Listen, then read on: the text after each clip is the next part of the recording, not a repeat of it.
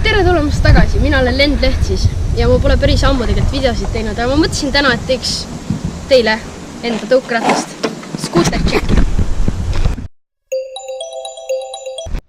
Aga alustame siis pealtpoolt nagu ikka.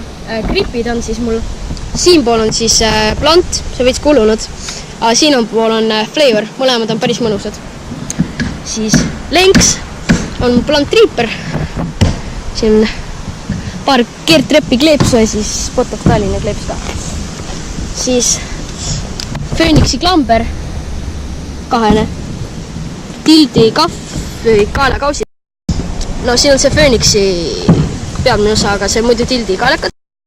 Ja kõige üks tähtsamaid osi on siis Ethic Eravan laud. See mu lemmiklaud on olnud, mis mul üldse on olnud.